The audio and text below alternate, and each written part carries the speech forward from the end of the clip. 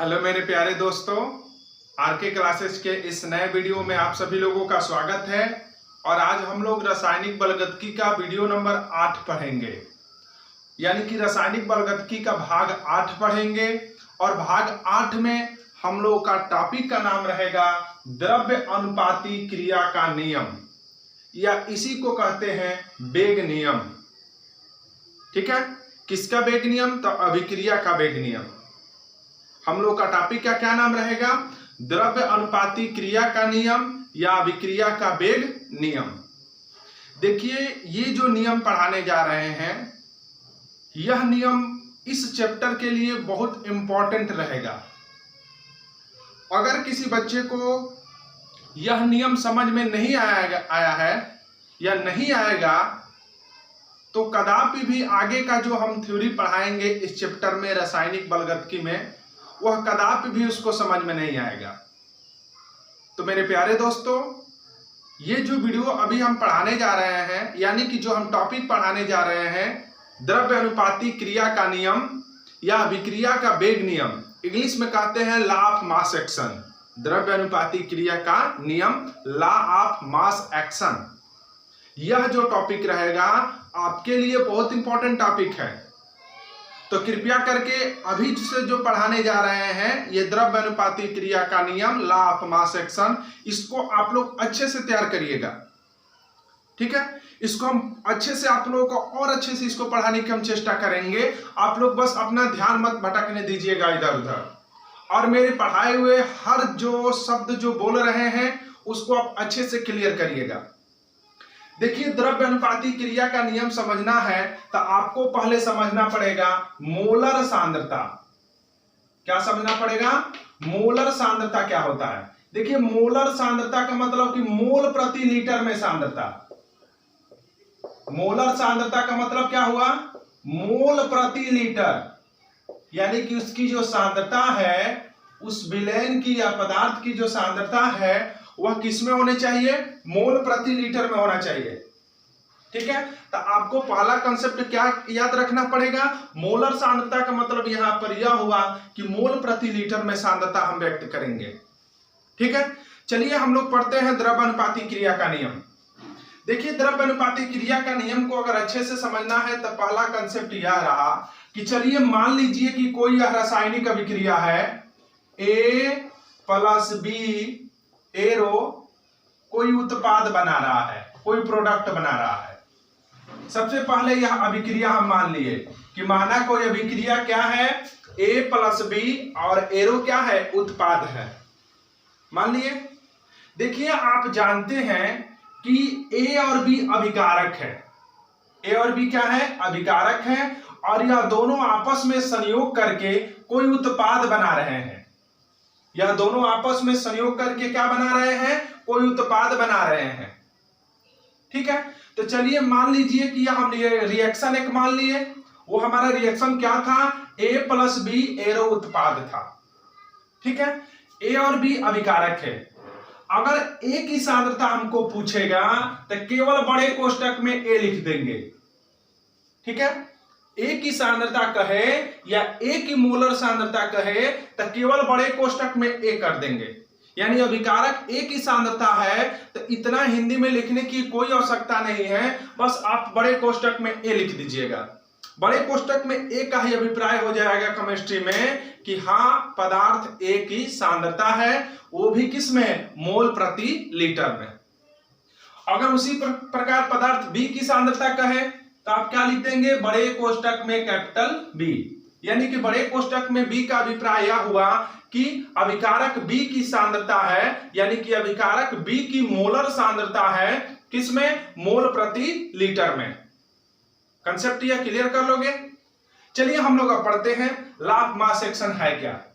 द्रव्य अनुपाती क्रिया का नियम यह कहता है कि कोई भी अभिक्रिया है, समझिएगा, कोई भी अभिक्रिया है, उसकी जो दर होता है, यानी कि अभिक्रिया का जो वेग होता है, अभिकारकों के सांद्रताओं के गुणनफल के समानुपाती होता है। आप लोग भूलिएगा मत, डिफिनीशन आपके स्क्रीन पर शो कर रहा होगा कि द्रव्य अनुपाती क्रिया का नियम क्या कहता है? किसी भी अभिक्रिया की जो वेग होता है, किसी भी अभिक्रिया का जो वेग होता है अभिकारकों के सांद्रताओं के गुणनफल के समानुपाती होता है। किसी अभिक्रिया का वेग अभिकारकों के मोलर सांद्रताओं के गुणनफल के समानुपाती होता है। याद रखेंगे ना हमेशा जी। लॉ ऑफ मास सेक्शन क्या कहता है कि कोई भी अगर रिएक्शन हो रहा है उस रिएक्शन का, उस अभिक्रिया का जो वेग होता है अभिकारकों के मोलर सांद्रताओं के गुणनफल के समानुपाती होता है। ठीक है, आपके स्क्रीन पर इसका डेफिनेशन शो भी कर रहा होगा, नोट कर लीजिएगा। यानी कि द्रव्य अनुपाती क्रिया का नियम इस रिएक्शन पर लगा है। इस रिएक्शन पर द्रव्य अनुपाती क्रिया का नियम क्या कहता है कि अभिक्रिया का जो वेग होता है वह अभिकारकों के मोलर सांद्रताओं के, यानी कि इसमें कितने अभिकारक लगे हैं? 2। इसमें कितने अभिकारक लगे हैं? 2। यानी कि दोनों के मोलर सांद्रता, दोनों के मोलर सांद्रता का मतलब कि बड़े कोष्टक में ए, बड़े कोष्टक में का मतलब कि ए की मोलर सांद्रता, उसके बाद से बड़े कोष्टक में बी, यानी कि किसकी मोलर सांद्रता? बी की मोलर सांद्रता। हो गया। और अभिक्रिया का वेग जो होता है अभिकारकों के मोलर सांद्रताओं के गुणनफल के समानुपाती होता है। यही आपका होता है द्रव्य अनुपाती क्रिया का नियम। बार बार कह रहे हैं कि द्रव्य अनुपाती क्रिया का नियम यह कहता है कोई भी रासायनिक अभिक्रिया है उस रासायनिक अभिक्रिया का जो वेग होता है, यानी कि अभिक्रिया का जो दर होता है अभिकारकों के मोलर सांद्रताओं के, मोलर सांद्रता दोनों का दिखाया ही गया है, गुणनफल के समानुपाती होता है। ठीक है, आप लोग भूलेंगे नहीं ना कभी भी जी। अभिक्रिया का जो वेग होता है अभिकारकों के मोलर सांद्रताओं के गुणनफल के क्या होता है? समानुपाती होता है। और यही आपका रूल है अभिक्रिया का द्रव्य अनुपाती क्रिया का नियम या वेग नियम। ठीक है, तो मेरे प्यारे दोस्तों आप लोग भूलिएगा मत कभी भी। ठीक है, देखिए अब कहोगे, सपोज कीजिए कि मान लीजिए कि यह कोई अभिक्रिया है एरो उत्पाद। ठीक है, यह कोई रासायनिक अभिक्रिया है। क्या रासायनिक अभिक्रिया है? एरो उत्पाद। इसके लिए आपको अभिक्रिया का अगर वेग पूछ दे, इसके लिए अभिक्रिया का वेग पूछ दे तो अभिक्रिया का वेग बराबर क्या हो जाएगा? अभिकारकों के मोलर सांद्रताओं के गुणनफल के समानुपाती। ये बताइए इसमें कितने अभिकारक लगे हैं? एक ही अभिकारक है जी, यानी कि इसी के सांद्रता के समानुपाती होगा अभिक्रिया का वेग। ठीक है, यानी कहने का अभिप्राय हमारा यह है कि अभिक्रिया का वेग आपका बढ़ेगा कब? जब अभिकारक की सांद्रता बढ़ेगी तब। यदि अभिकारक की सांद्रता घट रही है तो अभिक्रिया का वेग क्या होगा? घटेगा। क्यों? क्योंकि उसके समानुपाती है, अभिकारक के सांद्रता के समानुपाती है। यानी कि अभिकारक के सांद्रता पर अभिक्रिया का वेग निर्भर कर रहा है। अभिकारक की सांद्रता पर किसका वेग निर्भर कर रहा है? अभिक्रिया का वेग निर्भर कर रहा है। और लाइफ में आप लोग कभी भी मत भूलिएगा कि अभिक्रिया का जो वेग होता है वह किस पर निर्भर करता है? अभिकारकों के सांद्रता पर निर्भर करता है। यानी कि जितना अभिकारक की मात्रा ज्यादा रहेगा अभिक्रिया का वेग उतना ही क्या होगा? ज्यादा होगा। ठीक है, तो आप लोग भूलिएगा मत कभी भी। यह रिएक्शन था A+B एरो उत्पाद। इसके लिए अभिक्रिया का वेग ज्ञात करना था तो अभिकारकों की सांद्रता ले लिए कि गुणनफल के समानुपाती होता है। अगर एक ही कोई अभिकारक है तो उसी के सांद्रता के समानुपाती होगा उस अभिक्रिया का वेग। अभी मत सोचिएगा कि सर इसमें गुणनफल कहां से लाएं, तो यार गुणनफल नहीं आएगा इसमें। क्यों नहीं आएगा? क्योंकि इसमें एक ही अभिक्रिया का क्या है? अभिकारक एक ही है। ठीक है, कोई दिक्कत? समझ में आया कि नहीं आया? तो आप लोग डिफिनेशन नोट करिए जल्दी से।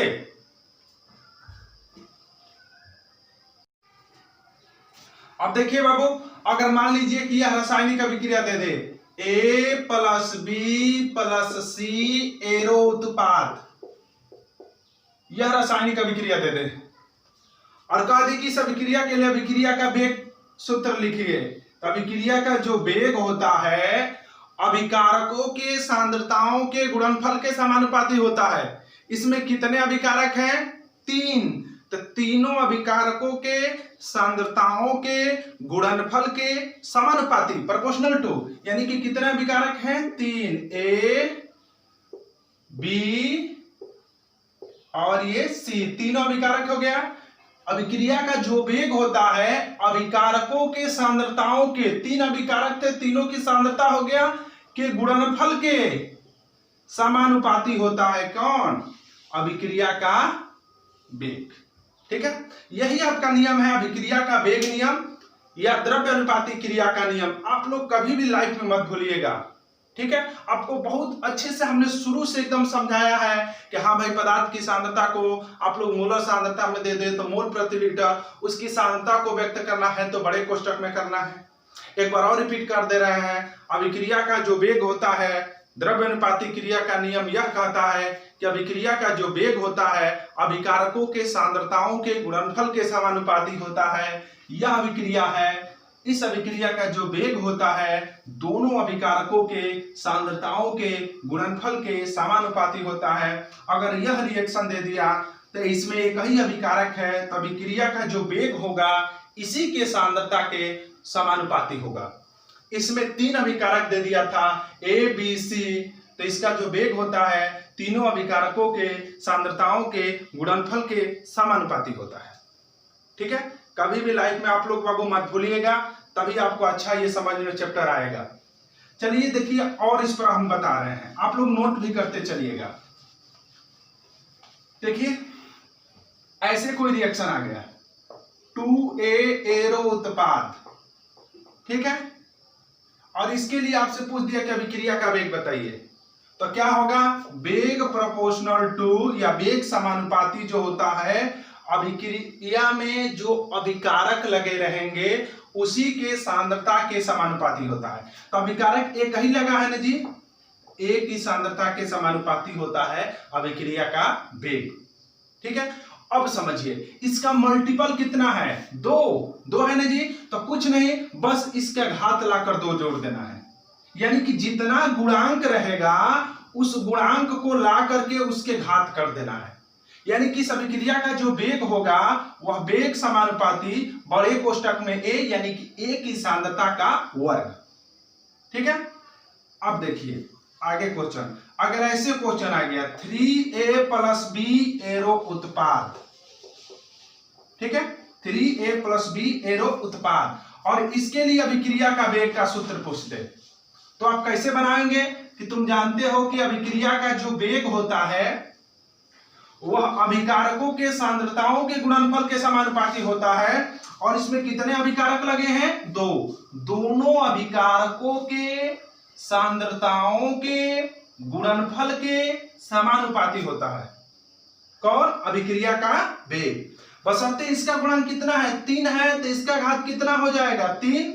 इसका गुणांक 1 है तो घात क्या रहेगा? 1। चाहे लिखो या मत लिखो। ठीक है, कोई दिक्कत? आप समझिए। चलते हैं थोड़ा सा एक क्वेश्चन दूसरे टाइप का लेते हैं। देखिए, जितने भी आपको हम क्वेश्चन करा रहे हैं वो कभी भी आप लोग भूलिएगा मत। ऐसा क्वेश्चन आ गया, बताएं। क्वेश्चन है N2 + 3H2 एरो 2NH3। इसी के लिए आपसे अभिक्रिया का वेग पूछ दे कि चलिए अभिक्रिया का वेग बताइए क्या होगा। तो अभिक्रिया का जो वेग होगा तुम्हारा अभिकारकों के सांद्रताओं के गुणनफल के समानुपाती। कितने अभिकारक हैं? 2, N2 और H2, यही ना जी। तो क्या हो जाएगा? बड़े कोष्टक में N2 और बड़े कोष्टक में H2, दोनों अभिकारकों की सांद्रता हो गया कि गुणनफल के समानुपाती होता है अभिक्रिया का वेग, वो भी हो गया। अब देखिए इसका गुणांक कितना है? 1 है तो 1 रखो चाहे ना रखो कोई बात नहीं। इसका गुणांक 3 है तो क्या बाबू? 3। ये तुम्हारा इस तरह से हो गया अभिक्रिया का वेग। ठीक है, उसी प्रकार अगर ऐसे आ गया PCl5 फास्फोरस पेंटाक्लोराइड को तोड़ रहे हैं तो फास्फोरस टेट्राक्लोराइड PCl3 और Cl2 में टूट रहा है। इसके लिए आपसे अगर अभिक्रिया का वेग पूछ देगा तो क्या हो जाएगा? वेग समानुपाती, एक ही अभिकारक है ना, तो इसी के सांद्रता के क्या होगा? समानुपाती होगा अभिक्रिया का वेग। ठीक है, कोई दिक्कत? और एक क्वेश्चन देख लीजिए इस पे। देखिए आपको जितना ये क्वेश्चन बोल रहे हैं ये आप लोग नोट भी करते चलेगा, वीडियो को रोक करके आप लोग शॉर्ट स्क्रीन ले सकते हैं, उसके बाद अच्छे से नोट्स तैयार करिएगा। कहीं भी कोई दिक्कत आ रहा है तो हमको जरूर कंफर्म करिएगा, ठीक है, क्योंकि यह न्यू है। अगर यह नहीं समझ में आएगा तो आपको आगे की जो थ्योरी है इस पर नहीं समझ में आएंगी, ठीक है। चलिए अब एक क्वेश्चन और देख लीजिए। देखिए एक क्वेश्चन और है बाबू, वो तुम्हारा क्वेश्चन क्या है तो सुनिए ध्यान से। ऐसे क्वेश्चन आ गया, N1A plus N2B arrow N3C plus N4D, ये समीकरण दे दिया है और इस समीकरण के लिए कहा है कि अभिक्रिया का वेग बताइए। तो कुछ नहीं भाई, अभिक्रिया का वेग जो होता है अभिकारकों के सांद्रताओं के गुणनफल के समानुपाती होता है। और कौन कौन तुम्हारे अभिकारक हैं? ए और बी, और ये जो देख रहे हो गुणांक है। जैसे यहां पर 3H2 है ना, तो 3 जो है N2 है, चाहे N है, और ये जो B देख रहे हो ये तुम्हारा H2 है। यानी कहने का मतलब यह है कि इसमें ए और बी में जो गुणांक देख रहे हो N1 N2, वह गुणांक है, वह कोई अंक है, वह कोई न्यूमेरिकल वैल्यू है, कुछ भी कह सकते हो। तो कोई बात नहीं, अभिक्रिया का वेग क्या होगा? अभिक्रिया का वेग बराबर अभिकारकों के सांद्रताओं के गुणनफल के समानुपाती। तो अभिकारक कितने लगे हैं? 2, ये और ये अभिकारक है। तो अभिकारकों के सांद्रताओं के, दोनों अभिकारकों का सांद्रता हो गया कि गुणनफल के समानुपाती होता है अभिक्रिया का वेग। अब आप जानते हैं कि इसका गुणांक N1 है, तो गुणांक जो होता है घात आ जाता है। इसका गुणांक N2 है तो ये तुम्हारा घात आ जाता है। जैसे यहां पे बताए थे ना जी कि इसका गुणांक 1 था तो 1 घात, इसका गुणांक 3 था तो 3 घात। बोलिए, तो इस तरह से ये हो गया तुम्हारा इस अभिक्रिया के लिए वेग, ठीक है। कोई दिक्कत? अब किसी के मन में यह सवाल उठ रहा होगा कि सर ये बताइए, ये जो समानुपाती चिन्ह प्रोपोर्शनल चिन्ह लगाए हैं, इसको हटा करके कोई नियतांक भी ले सकते हैं।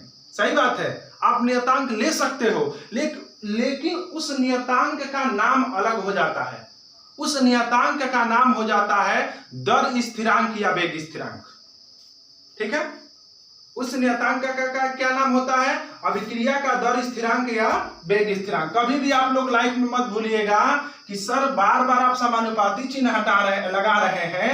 समानुपाती चिन्ह को हटा करके हम बराबर भी लिख सकते हैं, और जब बराबर लिखेंगे तो वहां पर कोई नियतांक का प्रयोग करेंगे, और उस नियतांक को हम लोग क्या कहते हैं? तो उस नियतांक का आपका नाम होता है अभिक्रिया का दर स्थिरांक या वेग स्थिरांक। क्या नाम होता है उस नियतांक का? अभिक्रिया का दर स्थिरांक या वेग स्थिरांक। तो चलिए हेडिंग कर लीजिए, अभिक्रिया का दर स्थिरांक या वेग स्थिरांक। हेडिंग कर लीजिए, अभिक्रिया का दर स्थिरांक या वेग स्थिरांक क्या होते हैं? आपसे कोई पूछेगा तो, चूंकि यह इंपॉर्टेंट क्वेश्चन हो जाता है, अभिक्रिया का दर स्थिरांक या वेग स्थिरांक क्या होता है, तो कभी भी अपने लाइफ में आप लोग ना भूलिएगा। उसी को दर स्थिरांक या वेग स्थिरांक समझ में आएगा जिसको आपको पता होगा द्रव्यानुपाती क्रिया का नियम या वेग नियम। अभिक्रिया का वेग नियम या द्रव्यानुपाती क्रिया का नियम जिसको समझ में नहीं आया है, उसको अभिक्रिया का वेग स्थिरांक कदापि भी समझ में नहीं आएगा। तो चलिए हेडिंग कर लीजिए, अभिक्रिया का दर स्थिरांक या वेग स्थिरांक। हेडिंग कर लिए। अब सुनिए उसका डेफिनेशन। अभिक्रिया के वेग समीकरण में जो लिख रहे थे, बहुत सारा वेग समीकरण हमने लिखा ना जी अभिक्रिया का। तो अभिक्रिया का वेग समीकरण में समानुपाती चिन्ह के स्थान पर जब किसी नियतांक का प्रयोग करते हैं तो उसी नियतांक को हम लोग अभिक्रिया का दर स्थिरांक या वेग स्थिरांक कहते हैं। फिर से सुनिए, जैसे कि मान लीजिए कि यही कोई केमिकल रिएक्शन था, A+B एरो उत्पाद, ठीक है, यही कोई रासायनिक अभिक्रिया थी, A+B एरो उत्पाद। इस अभिक्रिया के लिए आपसे कोई पूछे कि वेग बराबर बताइए क्या होगा, या वेग समीकरण पूछ दे तो क्या होगा वो बताइए। तो वेग समानुपाती होता है अभिकारकों के सांद्रताओं के गुणनफल के समानुपाती। तो अभिकारक 2 लगे हैं, दोनों अभिकारकों के सांद्रता हो गया, दोनों अभिकारकों हैं उसके सांद्रता के गुणनफल के समानुपाती होता है अभिक्रिया का वेग। आप लोग पीछे अभी जस्ट पढ़ा है कि मान लीजिए कि यह अभिक्रिया दे दिया, इस अभिक्रिया के लिए वेग समीकरण पूछ दिया, तो क्या बताएंगे कि अभिक्रिया का जो वेग होता है अभिकारक जितने भी लगे हैं उसके सांद्रता के गुणनफल के समानुपाती होता है। तो अभिकारक ए की सांद्रता को बड़े कोष्टक में लिखे हैं, अभिकारक बी की सांद्रता को बड़े कोष्टक में भी लिखे हैं, और दोनों के गुणनफल के समानुपाती होगा इस अभिक्रिया का वेग। हमारा टॉपिक क्या है? दर स्थिरांक या वेग स्थिरांक, यही ना हेडिंग है जी। अभिक्रिया का दर स्थिरांक या वेग स्थिरांक, सुनिएगा ध्यान से। अभिक्रिया का दर स्थिरांक या वेग स्थिरांक किसे कहते हैं? अभिक्रिया के वेग समीकरण में, इस अभिक्रिया के लिए वेग समीकरण यह हुआ। अभिक्रिया के वेग समीकरण में सुनिएगा ध्यान से बाबू, यह अभिक्रिया मान लिए, इस अभिक्रिया के लिए वेग समीकरण यह हुआ। अगर वेग समीकरण को हम लोग ऐसे भी लिख सकते हैं कि वेग बराबर, समानुपाती चिन्ह को हटा करके जब बराबर लेंगे तो कोई न कोई नियतांक का प्रयोग करेंगे। क्या नियतांक का हम प्रयोग कर दिए हैं? के कर सकते हैं। तो क्या हो जाएगा? बड़े कोष्टक में ए इंटू बड़े कोष्टक में बी। यानी कहने का मतलब यह है कि अभिक्रिया के वेग समीकरण में समानुपाती चिन्ह के बाद जिस नियतांक का प्रयोग करते हैं या समानुपाती चिन्ह के बदले जिस नियतांक का प्रयोग करते हैं उस नियतांक को हम लोग कहते हैं दर स्थिरांक या वेग स्थिरांक। ठीक है, उसी को क्या कहते हैं? दर स्थिरांक या वेग स्थिरांक। यहां हमारा के बराबर क्या होगा? दर स्थिरांक या वेग स्थिरांक। ठीक है, आप लोग कभी भी लाइफ में मत भूलिएगा बाबू, अभिक्रिया का दर स्थिरांक या वेग स्थिरांक बराबर क्या होता है, या अभिक्रिया का दर स्थिरांक या वेग स्थिरांक की आपसे परिभाषा पूछ दे तो परिभाषा आपका केवल अभी बनावटी परिभाषा बता रहे हैं। बनावटी परिभाषा क्या बता रहे हैं कि अभिक्रिया के वेग समीकरण में यह जो अभिक्रिया लिए थे उसका वेग समीकरण यह होगा। उसके वेग समीकरण में समानुपाती चिन्ह के बदले जिस नियतांक का प्रयोग करते हैं, जिस स्थिरांक का प्रयोग करते हैं उसी को कहते हैं दर स्थिरांक या वेग स्थिरांक। क्या कहते हैं? दर स्थिरांक या वेग स्थिरांक। यह अभी बनावटी परिभाषा था, आपको भेजे में डालने के लिए हमने यह परिभाषा अपने मन से बनाया। अच्छे से इसका परिभाषा, किताबी परिभाषा सुनिए।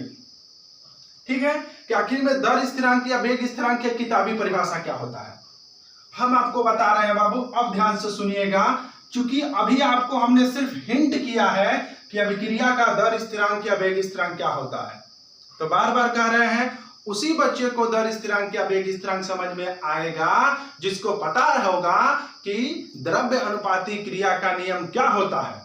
और द्रव्य अनुपाती क्रिया का नियम अभी हम जस्ट पीछे के वीडियो, अभी जस्ट हमने पीछे पढ़ाया, उसके बाद यह पढ़ा रहे हैं कि हाँ भाई अभिक्रिया का जो वेग समीकरण है उस वेग समीकरण में समानुपाती चिन्ह के बदले जिस नियतांक का प्रयोग करते हैं उसी को कहते हैं दर स्थिरांक या वेग स्थिरांक कहते हैं।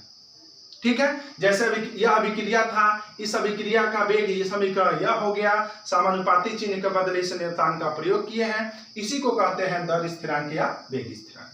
ठीक है, अब सुनिए, अब इसका परिभाषा हमने बनावटी क्या बोला था कि अभिक्रिया के दर समीकरण में, दर समीकरण का मतलब वही वेग समीकरण है। अभिक्रिया के दर समीकरण में या अभिक्रिया के वेग समीकरण में समानुपाती चिन्ह के स्थान पर जिस नियतांक का प्रयोग करते हैं उसे ही दर स्थिरांक या वेग स्थिरांक कहते हैं। यह एक बनावटी परिभाषा था। नियम से क्या परिभाषा होगा तब आपको हम बता रहे हैं। देखिए सुनिए आप लोग ध्यान से, इस अभिक्रिया के लिए ए और बी अभिकारक, जितने भी अभिकारक उसमें लगे हैं उसकी सांद्रता है। सोचिए यदि अभिकारक ए की सांद्रता 1 मोल प्रति लीटर हो, ठीक है, मान रहे हैं कि सपोज किए कि अभिकारक ए की सांद्रता कितना है 1 मोल प्रति लीटर, और अभिकारक बी की जो सांद्रता है वह भी तुम्हारा 1 मोल प्रति लीटर है। ठीक है, अभिकारक ए की सांद्रता कितना है 1 मोल प्रति लीटर, अभिकारक बी की सांद्रता कितना है 1 मोल प्रति लीटर। तो उस कंडीशन में अभिक्रिया का वेग बराबर क्या होगा? चलिए वेग बराबर निकालें। तो वेग बराबर K इंटू इसकी भी सांद्रता 1 मोल प्रति लीटर है, इसकी भी सांद्रता 1 मोल प्रति लीटर है, यही ना जी। तो इस कंडीशन में अभिक्रिया का वेग बराबर K, या लिख सकते हैं कि अभिक्रिया का वेग बराबर दर स्थिरांक। ठीक है, ये हो सकता है कि नहीं हो सकता है? कब? जब अभिकारक की सांद्रता 1 मोल प्रति लीटर हो। यानी कहने का मतलब यह है जब अभिकारक की सांद्रता 1 मोल प्रति लीटर हो। 1 मोल प्रति लीटर को हम लोग इकाई सांद्रता कहते हैं, जानते हो आप लोग? 1 मोल प्रति लीटर को हम लोग क्या कहते हैं? इकाई सांद्रता कहते हैं। अर्थात कहने का मतलब यह है अभिकारक की इकाई सांद्रता पर, सुनिएगा ध्यान से बाबू, अभिकारक जो है इसकी सांद्रता कितना मान लिए हैं? 1 मोल प्रति लीटर। तो क्या डेफिनेशन हम लोगों का सिस्टम से किताब का जो परिभाषा क्या होगा वो सुनिएगा। अभिकारक जो है उसकी सांद्रता 1 मोल प्रति लीटर मान लिए हैं। यानी कहने का मतलब यह है कि अभिकारक की इकाई सांद्रता पर, अभिकारक की इकाई सांद्रता पर अभिक्रिया का जो वेग होता है उसी वेग को कहते हैं वेग स्थिरांक या दर स्थिरांक। नहीं समझे? फिर से समझिए भाई, ये अभिक्रिया था, ये वेग था, यह दर स्थिरांक था और यह अभिकारक की सांद्रता थी। ठीक, तो कहने का मतलब क्या है कि अगर हम सांद्रता को एक एक मान लिए, यानी कि इकाई सांद्रता मान लिए, इकाई सांद्रता पर जो देख रहे हैं वेग जो है दर स्थिरांक के बराबर आ रहा है, कि नहीं आ रहा है? तो इसी को हम लोग किताबी भाषा के रूप में क्या बोल दे रहे हैं कि अर्थात इकाई सांद्रता पर, किसकी इकाई सांद्रता पर? अभिकारक की इकाई सांद्रता पर जितना अभिक्रिया का वेग होगा उसी वेग को कहते हैं वेग स्थिरांक या दर स्थिरांक। कभी भी लाइफ में नहीं भूलेंगे जी। इकाई सांद्रता पर, किसकी सांद्रता पर? अभिकारक की इकाई सांद्रता पर, अभिकारक की इकाई सांद्रता पर, इकाई सांद्रता पर अभिक्रिया का वेग ही वेग स्थिरांक या दर स्थिरांक कहलाता है। वेग स्थिरांक या दर स्थिरांक कहलाता है। ठीक है, कभी भी लाइफ में आप लोग नहीं भूलेंगे जी कि हाँ भाई अभिक्रिया का दर स्थिरांक क्या होता है। भाई अभिक्रिया का जो वेग होता है उसमें समानुपाती चिन्ह के स्थान पर जिस नियतांक का प्रयोग करते हैं उसे अभिक्रिया का वेग कहते हैं, इसे K से प्रदर्शित करते हैं।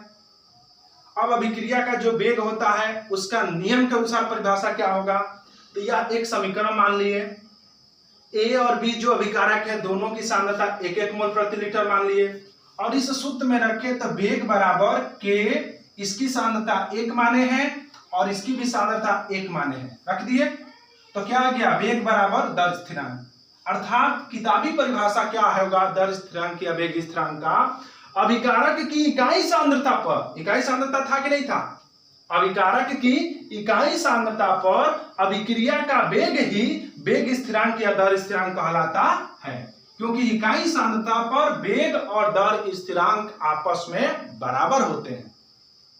तो मेरे प्यारे दोस्तों, आप लोग कभी भी लाइफ में मत भूलिएगा, ठीक है? इतना आप लोग नोट करिए। इसमें भी कोई दिक्कत आ रहा है तो हमको जरूर बताइएगा। इतना पहले आप जल्दी से नोट करिए।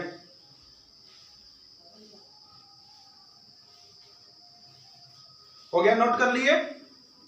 बोलिए। चलिए 60 स्क्रीन ले लिए जाता है, वीडियो को पॉज करके 60 स्क्रीन ले लीजिए। मिटा रहे हैं इसको। अगला टॉपिक करेंगे हम लोग अभिक्रिया का दर स्थिरांक या वेग स्थिरांक का मात्रक, माने कि K का मात्रक। बड़ी इंपॉर्टेंट टॉपिक है ये। जो वीडियो नंबर 8 जो रासायनिक बलगतकी में जो वीडियो नंबर 8 यानी कि जो वीडियो अभी पढ़ा रहे हैं वो नहीं पढ़ेगा और सोचेगा कि केमिकल रिएक्शन मेरा पढ़ाया हुआ है, जो रासायनिक बलगति मेरा पढ़ाया हुआ समझ में आ जाए तो यह संभव नहीं है। ठीक है, चलिए चलते हैं दर स्थिरांक या वेग स्थिरांक का मात्रक। दर स्थिरांक या वेग स्थिरांक का मात्रक। ठीक है, चलिए इसका मात्रक पढ़ा जाए कि आखिर में मात्रक होते कैसे निकालेंगे।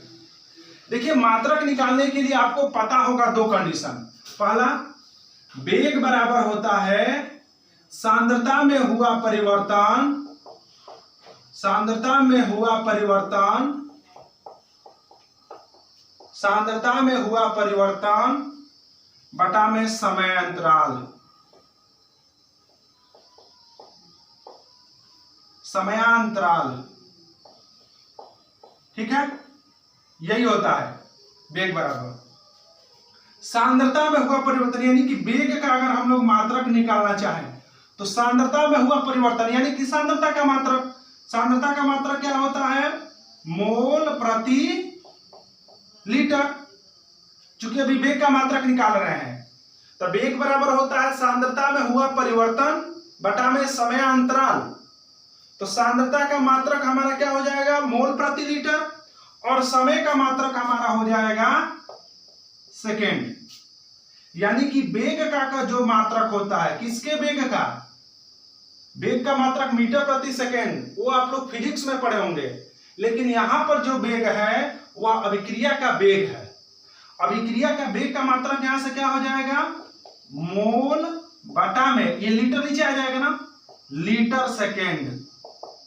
ठीक है, मोल प्रति लीटर सेकेंड, ये किसका मात्रक हो गया? अभिक्रिया के वेग का मात्रक हो गया। आप लोग भूलिएगा मत, हम लोग किसका मात्रक निकालना चाहते हैं? दर स्थिरांक का या वेग स्थिरांक का मात्रक निकालना चाहते हैं। ठीक है, तो आप लोग कैसे निकालोगे दर स्थिरांक या वेग स्थिरांक का मात्रक? तो चूंकि वेग का मात्रक आपको पता होगा, मोल बटा में लीटर सेकेंड होता है। अब हमको निकालना है दर स्थिरांक या वेग स्थिरांक का मात्रक। तो देखिए, दर स्थिरांक या वेग स्थिरांक का मात्रक पता हो तो आपको, हम देखिएगा, सॉरी ध्यान से, हमको निकालना होगा दर स्थिरांक या वेग स्थिरांक का मात्रक। तो दर स्थिरांक या वेग स्थिरांक का मात्रक आपको निकालना होगा तो आपको पता होना चाहिए कि अभिक्रिया का वेग का मात्रक क्या होता है? मोल प्रति लीटर। ठीक है, और ये भी पॉइंट सुनिए, अभिक्रिया का दर स्थिरांक या वेग स्थिरांक का कोई एक मात्रक फिक्स नहीं होता है। इसलिए हम आपको नियम बताएंगे कि दर स्थिरांक या वेग स्थिरांक का कैसे मात्रक निकाला जाता है। ये मत सोचिएगा कि दर स्थिरांक या वेग स्थिरांक का कोई एक मात्रक ला देंगे तो तुम लोग ये मत समझ जाना कि हो ना हो दर स्थिरांक या वेग स्थिरांक का हमेशा यही मात्रक होगा। ऐसा बात बाबू गलत है। दर स्थिरांक या वेग स्थिरांक का कोई मात्रक फिक्स नहीं होता है, फिक्स नहीं होता है, यह सिर्फ अभिक्रिया पर निर्भर करता है। इसलिए हम आप लोगों को अभिक्रिया का दर स्थिरांक या वेग स्थिरांक निकालने के लिए केवल नियम बताएंगे। दर स्थिरांक या वेग स्थिरांक का मात्रक निकालने के लिए हम आपको नियम पढ़ाएंगे। उस नियम से आप लोग अगर एग्जाम में आएगा तो आप लोग निकालिएगा दर स्थिरांक का मात्रक। यह मत सोचिएगा कि सर जी बताए हैं सेकेंड इनवर्स होता है या 1 बटा में सेकेंड होता है, तो ये आप लोग मत समझिएगा कि हमेशा 1 बटा में सेकेंड होगा। ऐसा बात नहीं है बाबू, बार बार कह रहे हैं कि यह अभिक्रिया पर निर्भर करेगा और आपको नियम से निकालने पड़ेंगे।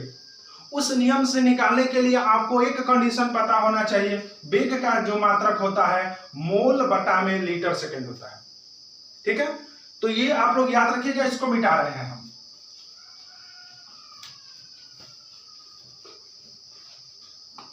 अब सुनिएगा, ध्यान से हमारे बातों को सुनिएगा। यह अभिक्रिया दे दिया, इस अभिक्रिया में जो K आएगा उसका मात्रक बताना है। इस अभिक्रिया में दर स्थिरांक का मात्रक बताना है। तो कोई बात नहीं, सबसे पहले दर स्थिरांक ज्ञात करें। तो इस अभिक्रिया के लिए वेग बराबर क्या हो जाएगा? वेग प्रोपोर्शनल टू बड़े कोष्टक में A, क्योंकि एक ही अभिकारक है, उसी के सांद्रता के समानुपाती होगा अभिक्रिया का वेग। कोई दिक्कत? अब क्या करेंगे? वेग इजिकल टू, यानी कि अभिक्रिया का वेग इजिकल टू, समानुपाती चिन्ह को हटाएंगे तो एक नियतांक का प्रयोग करेंगे K। यही आपका K क्या है? दर स्थिरांक या वेग स्थिरांक है। इसी का मात्रक बताना है तो के बराबर क्या हो जाएगा, अभिक्रिया का वेग बटा में ये इधर आएगा तो भागा हो जाएगा। बोलिए अब हमको बताना होगा के का मात्रक, यहाँ पे क्या बताना होगा, के का मात्रक किस अभिक्रिया के लिए, इस अभिक्रिया के लिए। तो आप हमको बताइएगा के बराबर वेग बटा में अभिकारक ए की सांद्रता। वेग का मात्रक अभी पढ़े थे, आप लोग पढ़े थे मोल बटा में लीटर सेकेंड, पढ़े थे। बोलिए वेग का मात्रक ऊपर लिख लिए, उसके बाद बटा है, मेन बटा ये हो गया। उसके बाद क्या है, ए आपका क्या है, अभिकारक ए, अब बड़े कोष्टक में है यानी कि अभिकारक ए की सांद्रता। तो अभिकारक ए सांद्रता का मात्रक क्या होता है, मोल बटा में लीटर। फिर से समझिए, वेग का मात्रक आपको पता ही होगा कि मोल प्रति लीटर सेकेंड। अब देख रहे हैं कि सांद्रता का मात्रक क्या होता है, मोल प्रति लीटर होता है कि नहीं होता है। अब हमको बताइए के का मात्रक बताना था, तो मोल प्रति लीटर से मोल प्रति लीटर कट गया, यानी कि हमारा क्या बचा है, के का मात्रक क्या आया है यहाँ पे, 1 बटा में सेकेंड, या इसी को लिख सकते हैं सेकेंड इनवर्स। ठीक है, यानी कि बाबू अगर आपको यहाँ पे दिखाई नहीं भी दे रहा होगा, हम यहाँ पे लिख दे रहे हैं ऊपर, क्या हो जाएगा यहाँ पे के का मात्रक बाबू, 1 बटा में सेकेंड या सेकेंड इनवर्स। ठीक है, ये दोनों सही होगा, आप लोग भूलिएगा मत पक्का। कैसे निकालते हैं अभिक्रिया का दर स्थिरांक या वेग स्थिरांक, दिया अभिक्रिया दे दिया था, इस अभिक्रिया के लिए वेग बराबर क्या होगा, बड़े कोष्टक में ए, क्योंकि ए का ही अभिकारक है, समानुपाती चिन्ह हटाएंगे तो दर स्थिरांक के आ जाएगा। इसी का मात्रक ज्ञात करना है तो सबसे पहले के बराबर पता कर लिए, इसको इधर ला देंगे तो के बराबर हो जाएगा वेग बटा में ए, यानी कि ए की सांद्रता। के का मात्रक बताना था तो वेग का मात्रक होता है मोल बटा में लीटर सेकेंड, और मेन बटा लगा दिए, उसके बाद से ए की सांद्रता हो गया मोल प्रति लीटर। मोल प्रति लीटर कट गया, क्या बच गया, 1 बटा में सेकेंड, यानी कि सेकेंड इनवर्स, यानी कि इस अभिक्रिया के लिए आपका दर स्थिरांक क्या आ गया, सेकेंड इनवर्स। अब आप हमेशा मत याद रखिएगा कि दर स्थिरांक या वेग स्थिरांक का मात्रक हमेशा सेकेंड इनवर्स ही आएगा, यह बात गलत है, हम शुरू से ही आपको बता रहे हैं, आपको नियम से निकालने पड़ेंगे। ठीक है, तो चलिए इसको नोट करिए पहले जल्दी से। अब देखिए अगर ऐसा अभिक्रिया आ गया A प्लस बी एरो उत्पाद, इसके लिए पूछ दिया दर स्थिरांक या वेग स्थिरांक का मात्रक बताइए, तो आपको कुछ नहीं करना, बहुत जल्दी से आप लोग वेग बराबर पता कर लीजिए। वेग बराबर क्या होगा, या वेग समानुपाती बड़े कोष्टक में A इंटू बड़े कोष्टक में B, यानी कि अभिक्रिया का जो वेग होता है अभिकारकों के सांद्रताओं के गुणनफल के समानुपाती होता है। तो दोनों अभिकारक हो गया, उसकी सांद्रता हो गया, उसका गुणनफल हो गया, और ये समानुपाती हो गया।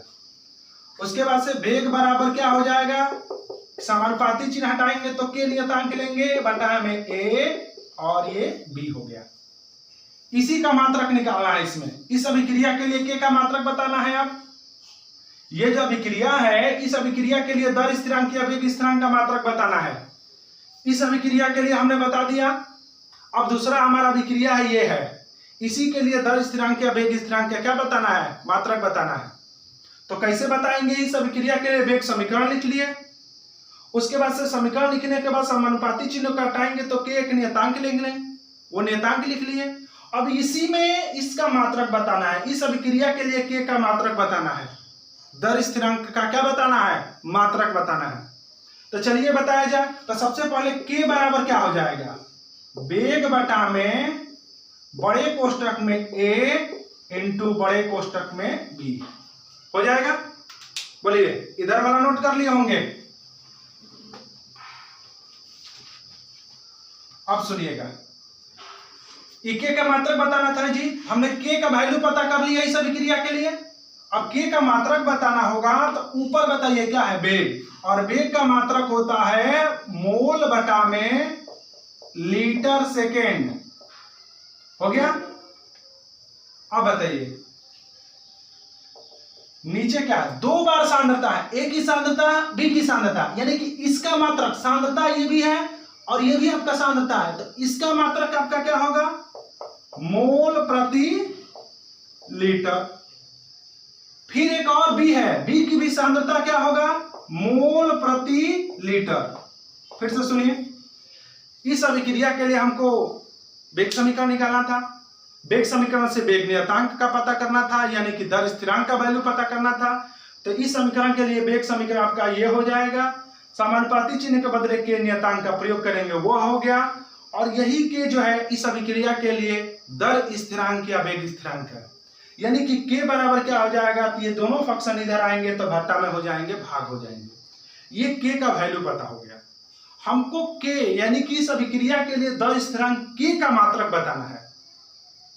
तो वेग का मात्रक होता है मोल बटा में लीटर सेकेंड, ये और ये दोनों सांद्रता है, तो एक सांद्रता का मात्रक, एक की सांद्रता का मात्रक मोल प्रति लीटर होता है, सांद्रता का मात्रक शुरू में ही बताए थे। और बी जो है इसकी भी सांद्रता का मात्रक क्या हो जाएगा, मोल प्रति लीटर। अब हमको बताइएगा, एक मोल प्रति लीटर, एक मोल प्रति लीटर कट गया, बोलिए ऊपर क्या बचा है, 1 बटा में सेकेंड, ऊपर आपका बचा है 1 बटा में सेकेंड और नीचे बचा है मोल बटा में लीटर। तो ये तुम्हारा लीटर ऊपर और सेकेंड नीचे आ जाएगा, यानी कि क्या आ जाएगा, लीटर बटा में मोल सेकेंड। ये तुम्हारा ऊपर, ये मेन बटा है, ये तुम्हारा ऊपर और ये तुम्हारा नीचे, यहां पर आ जाएगा ना जी। तो क्या हो जाएगा, लीटर ऊपर हो जाएगा, मोल और ये सेकेंड, यानी कि यहां से के का मात्रक आ गया लीटर प्रति मोल सेकेंड, हो गया। या इसी को लिख सकते हैं हम लोग, या इसी को दूसरे शब्दों में क्या लिख सकते हैं, लीटर मोल इनवर्स, या मोल का पावर -1, सेकेंड का पावर -1, कोई बात नहीं, इसको ऊपर लेकर गए हैं, इस तरह से लिए। यह आपका क्या आ गया, इस अभिक्रिया के लिए दर स्थिरांक के का मात्रक। ठीक है, देखिए मेरे प्यारे दोस्तों, जस्ट जो पीछे का जो रिएक्शन था यह था, और इसके लिए दर स्थिरांक का मात्रक आया 1 बटा में सेकेंड या सेकेंड इनवर्स, यही ना है जी। परंतु इस अभिक्रिया के लिए क्या आया है आपका, लीटर प्रति मोल सेकेंड या litre mole inverse second inverse. अब आपको समझ में आ गया होगा कि प्रत्येक अभिक्रिया जो है उसका दर स्थिरांक का जो मात्रक होता है वह फिक्स नहीं होता है, वह अभिक्रिया पर निर्भर करता है। और आप लोग नियम सीखिए निकालने के लिए कैसे निकालते हैं। वेग समीकरण बनाइए, वेग नियतांक लाइए, दर स्थिरांक जिसको कहते हैं वो लाइए, उसका वैल्यू पता करिए, इसको इधर ला दिए तो के बराबर क्या आ गया, वेग बटा में दोनों की सांद्रता। इससे अब क्या कर लिया, आसानी से हमने इसका मात्रक निकाल लिया। वेग का मात्रक मोल प्रति लीटर सेकेंड, ये सांद्रता है तो इसका मात्रक मोल प्रति लीटर, ये सांद्रता है तो इसका मात्रक मोल प्रति लीटर। ठीक है, उसके बाद से कैलकुलेशन कर दिए तो ये आ गया। यानी कहने का हमारा अभिप्राय यह है कि कोई भी अभिक्रिया होती है, उस अभिक्रिया के लिए आपका जो मात्रक होता है, दर स्थिरांक या वेग स्थिरांक का जो मात्रक होता है वह आपका क्या होता है, फिक्सेबल नहीं होता है। और आपको नियम सीखना होगा, ये मत समझिएगा कि वेग का मात्रक मीटर प्रति सेकंड होता है तो दर स्थिरांक का मात्रक सेकंड इनवर्स हमेशा ही हमेशा होगा, ऐसा बात गलत है। ठीक है, क्योंकि याद रखिएगा ये जो था पीछे वाला क्वेश्चन था और उसके लिए दर स्थिरांक का मात्रक आपका सेकंड इनवर्स आया। चूंकि रिएक्शन चेंज हो गया तो रिएक्शन चेंज होने के बाद देख रहे हो कि अब के का जो मात्रक है वह litre mole inverse second inverse आया है, यानी कि सेम फिक्स नहीं आया है। तो कदापि हम लोग नहीं कह सकते हैं कि दर स्थिरांक या वेग स्थिरांक का मात्रक जो होता है हमेशा फिक्सेबल होता है, यह बात गलत है। ठीक है, तो मेरे प्यारे दोस्तों आज के इस वीडियो में हम लोगों ने क्या क्या पढ़ा, अब द्रव्य अनुपाती क्रिया का नियम क्या होता है उस पर आधारित कुछ प्रश्न पढ़ लिए, उसके बाद से दर स्थिरांक या वेग स्थिरांक का डिफिनीशन पढ़ लिए, उसके बाद से पढ़े वेग स्थिरांक या दर स्थिरांक का मात्रक क्या होता है, बड़ी इंपॉर्टेंट था, उस मात्रक को निकालना सीखे। क्यों निकालना सीखे? क्योंकि जानते हैं कि दर स्थिरांक या वेग स्थिरांक का मात्रक हमेशा फिक्स नहीं होता है, वह विक्रिया के अनुसार निकाला जाता है।